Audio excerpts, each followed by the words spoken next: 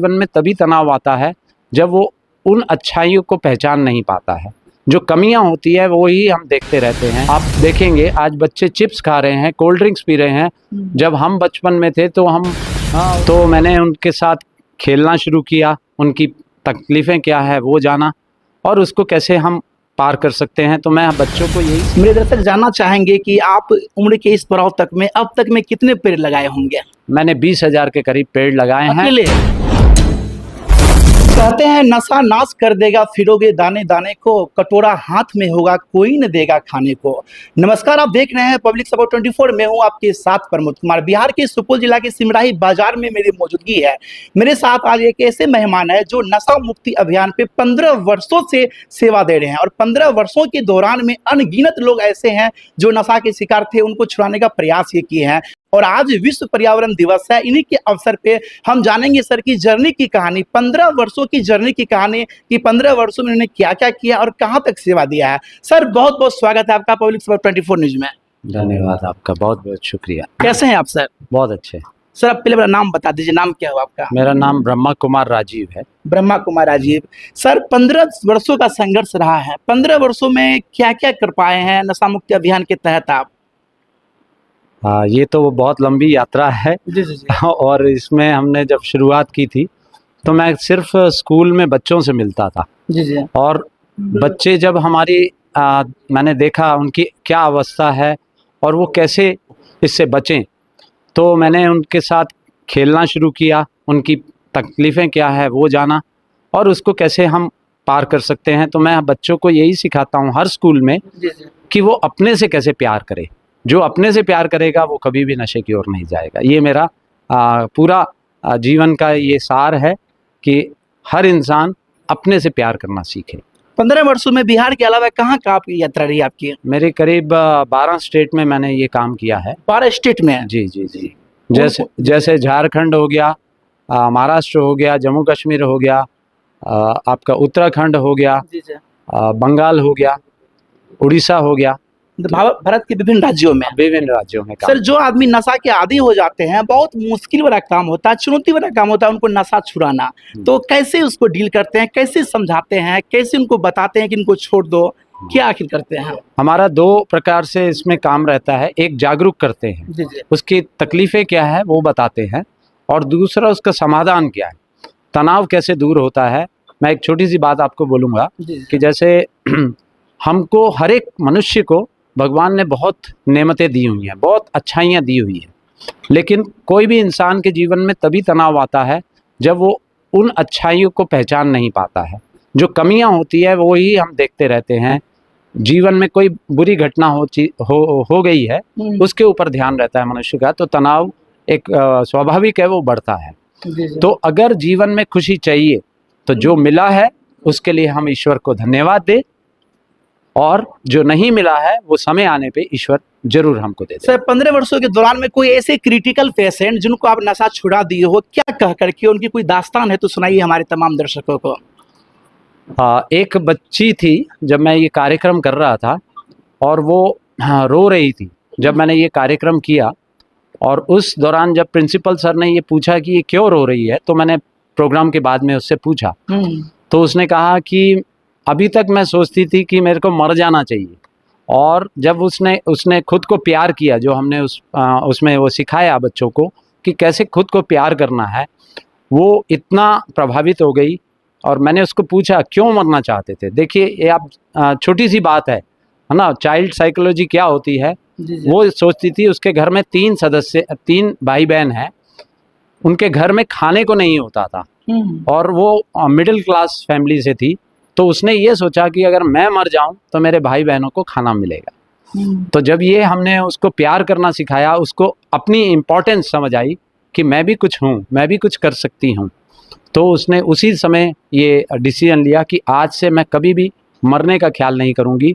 और उसी समय प्रिंसिपल सर का इतना बड़ा सहयोग था, उसको बुलाए, पूछे क्या प्रॉब्लम है, तो उस प्रिंसिपल सर ने भी ये कहा कि तुम्हारी पढ़ाई की सारी फीस सब कुछ स्कूल देगा। तो ये बहुत बड़ी हमारे लिए एक प्राप्ति हुई। मेरे को ये लगा कि हाँ, अगर बच्चे को प्यार करना सीख जाए वो, है ना, ज़्यादातर माँ बाप भी क्या करते हैं, उसकी कमियां उसको दिखाते हैं, जिस कारण से बच्चे बहुत लो फील करते हैं।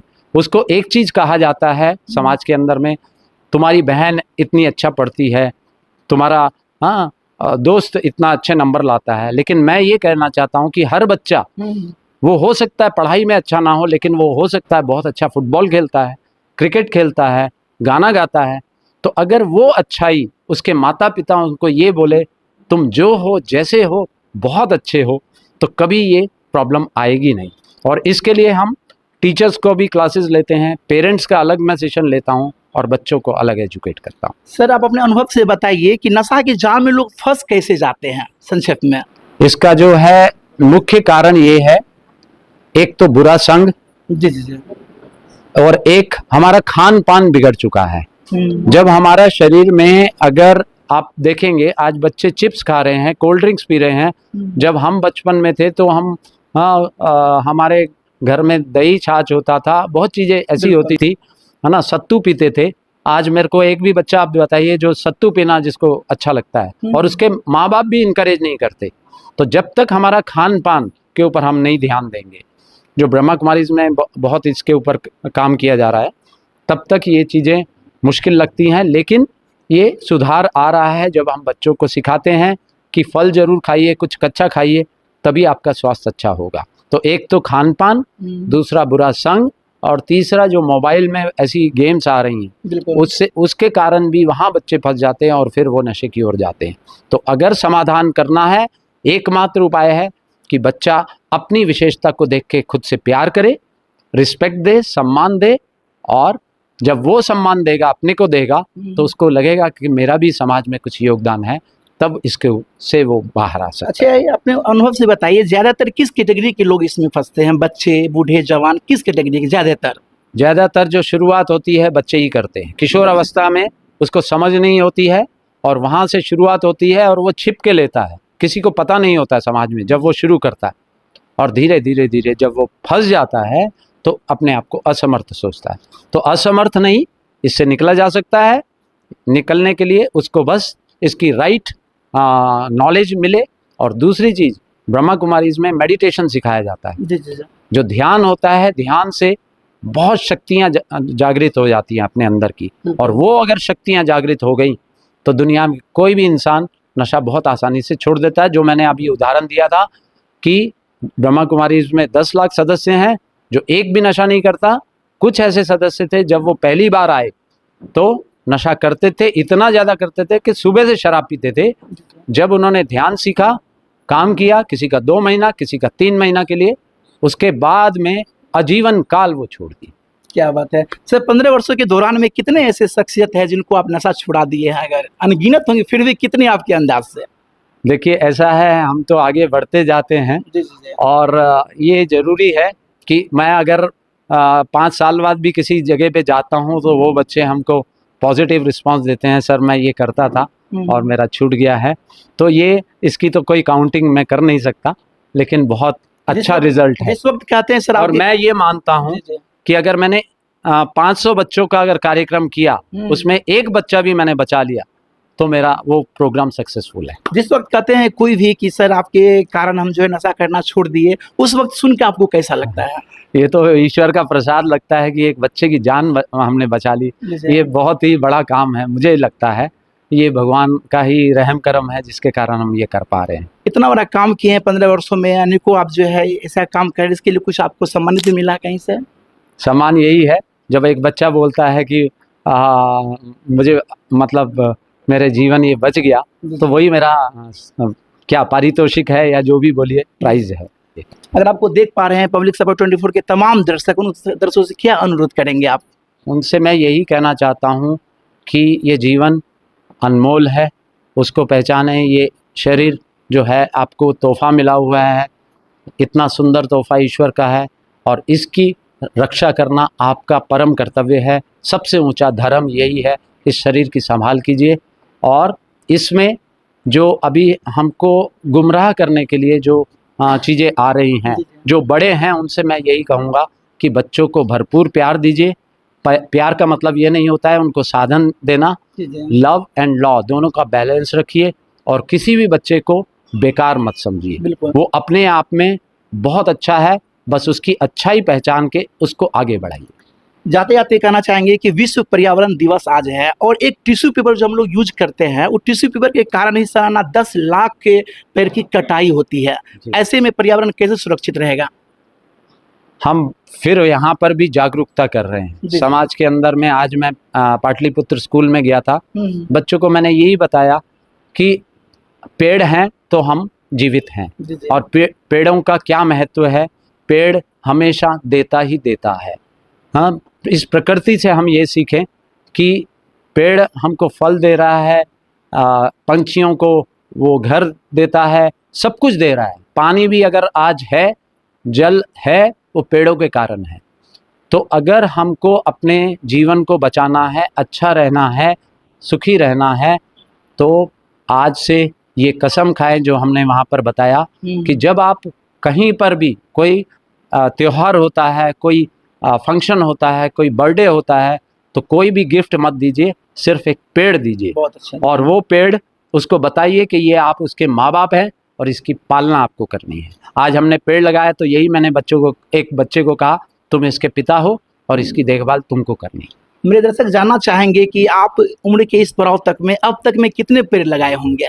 मैंने 20,000 के करीब पेड़ लगाए हैं अकेले। मैं वो भी बता देता हूँ। देखिए, हम थोड़ा अलग वे में काम करते हैं। जहाँ पर मैं रहता हूँ उड़ीसा में, मेरा ज़्यादा काम रहता है, वहाँ पर हमको फॉरेस्ट डिपार्टमेंट बहुत सपोर्ट करता है और फॉरेस्ट डिपार्टमेंट हमको फ्री में प्लांट्स देता है। तो मैं वो पेड़, जब मैं अपने प्रोग्राम में जाता हूँ नशा मुक्ति का, तो करीब 100 पेड़ लेके जाता हूँ।